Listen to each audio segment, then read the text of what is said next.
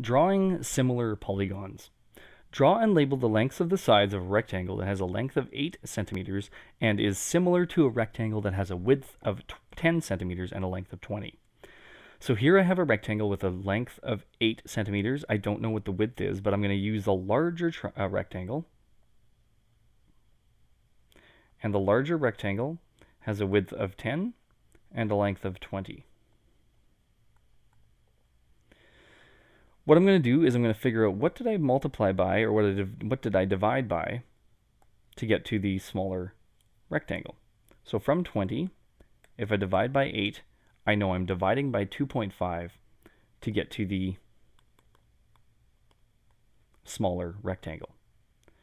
2.5 is the same as 5 over 2, 5 halves. So if I'm dividing by 5 halves, that is actually the same as multiplying by the reciprocal, 2/5. So I can multiply by 2/5 each dimension to get my missing dimension. So I take 10. I can either divide it by 2.5, which is 5 halves, which is 4, or I can take 10 and multiply by my scale factor of 2/5 to get to 4. So again, you can divide by 5 halves or multiply by 2/5.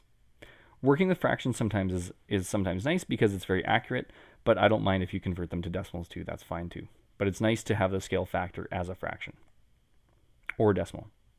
And keep in mind that you can also write scale factor as a ratio, which would be 2 to 5. Okay, next question. Draw 2 rectangular prisms using a scale factor of 1/2 for the second prism. So here I have a rectangular prism.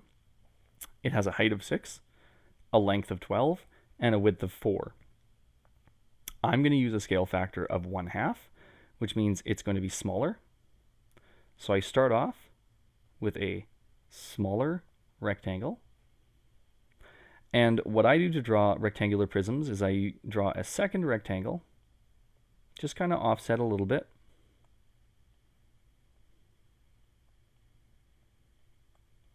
And then what I do is I connect the corners. Using a ruler would be much better. You would get very accurate lines. So using a scale factor of 1/2 means I'm going to multiply each dimension by 1/2. Multiply by 1/2 and multiply by 1/2. And remember that multiplying by 1/2 is the same as dividing by 2, or like 2 over 1. So fractions have that way that you can multiply by the reciprocal, right? So if I'm dividing by 2 and 2 over 1, I can multiply by the reciprocal, which is just you flip it, and it's 1/2. So 6 times 1/2 is 3, so I get a height of 3. I get a length, 12 times 1/2 of 6, and I get a width, 4 times 1/2 of 2. So I've drawn a similar prism using a scale factor. And again, all the angles inside this thing will be the same. That's a key factor to similar polygons. Barney's house is 55 feet wide and 40 feet deep. A drawing of his property shows the house is 10 inches wide and 7.3 inches deep. So we have an issue here. We have feet and inches. What scale was used in the drawing? First of all, I would want to convert this to inches, and I would want to convert this one to inches as well. So if we recall how many inches are in a foot, there's 12. So I take 55, multiply by 12, and I get 660 inches.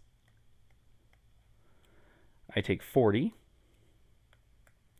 multiply by 12, so I get 480 inches. Now I can finally compare these two things. So if I'm using a scale factor, I would say, okay, well, what did I multiply 660 by to get to 10? Or what did I divide 10 by to get to 660? So I take 10 over 660, and I can reduce that down to 1 over 66. That would be my scale factor. In order to use that, though, sometimes it's nice to have it as a decimal. So we take 1 divided by 66, and we get an answer of 0.015, roughly. 0.015.